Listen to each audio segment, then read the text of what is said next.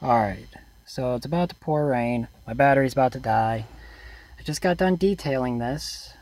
Did the dash and the tombstone, center console seats, I vacuumed everything, the doors. This little sun protector up right now. Did the wheel. I ended up cutting out a big square right here on the driver's side and welded in a panel right here because it was rusty. I took out and stripped out the whole entire interior and undercoated it or bed lined it and stuff, got all the rust off everything, and treated it and everything, so everything is completely protected, rust free.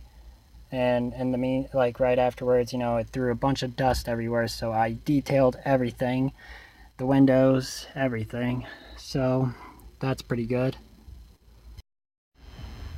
Here is another shot of the windows. I got my Hoonigan sticker, of course, and the little sun protector. I also got some new headlights from Auxbeam. These were about $82 a piece.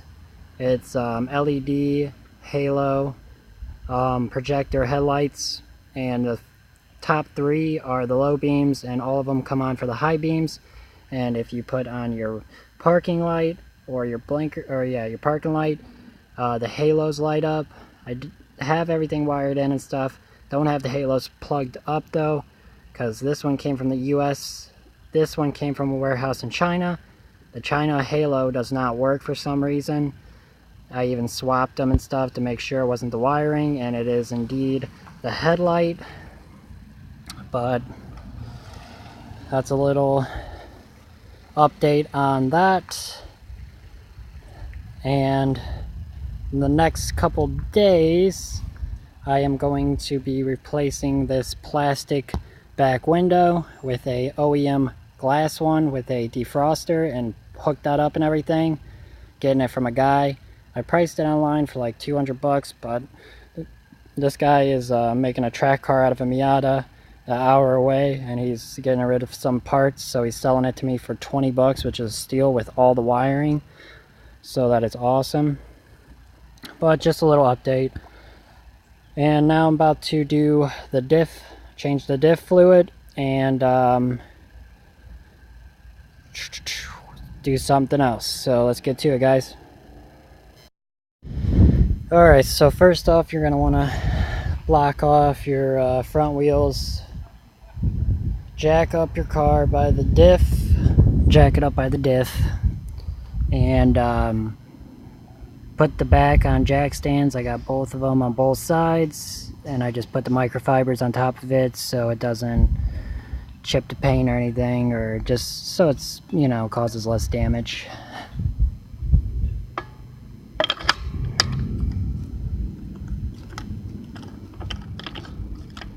Okay.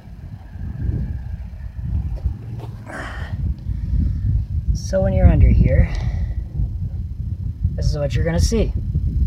So this is your drain plug, or no, just kidding. This is your fill plug, and this is your drain plug.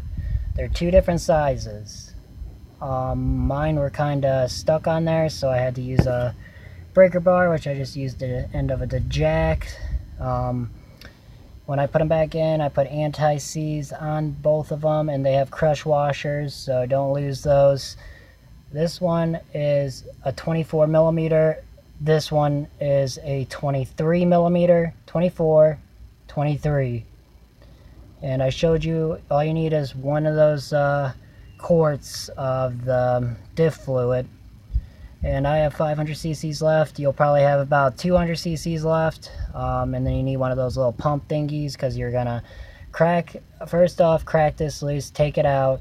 Make sure you can get your fill plug out, because if you just take this one out first and then you can't get this one out, then you're gonna have a dry diff, and so just take out your fill plug first, and then take out your drain plug, have something to catch it. Take them inside or whatever, wipe them off, because they might have some metal shavings on them because they're magnetic. And then once it's fully done draining, you put your drain plug back in, which is the 24 millimeter, and then you put your little pump with the little hose in it and just start pumping until it starts coming out of here. It'll start dripping. And then once it starts dripping, you take it out, put it back on, snug them and everything, and that's really all it is to it. All there is to it. There's nothing special, this is basically just like the transmission. You'll have a fill and a drain, and it's the same exact principle. But like, again, you need to jack it up by the diff. I usually put the jack around here, jack it up, and then put the backs on jack stands, and put wood blocks on the front tires, and put the e-brake up, just so the car doesn't go anywhere, because you don't want the car falling on you. And it is good to give it a good shake before you do anything and get under it, because you don't want this car falling on you. So I'm gonna go and lower this car. I'll show you what I'm talking about. Alright, so I have the jack where the diff is, so that's about where you want your jack. Now I'm going to take down these.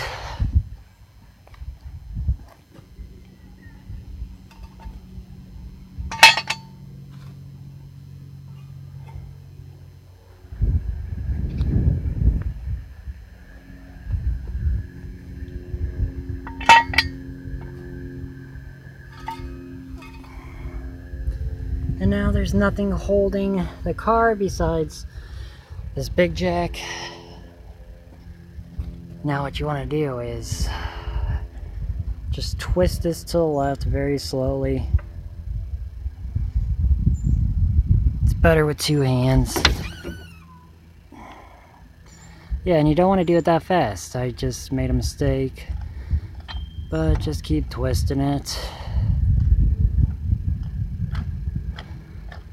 Now once it's all the way down, you twist it to the right, tighten it back up. I usually give it a couple pumps just to get the actual thing that jacks up the car off the ground, because this is a low profile. Now when you're pulling out this jack, don't pull the handle, you'll pull it right out, then this thing will go straight up and you'll get your jack stuck. Ask me how I know.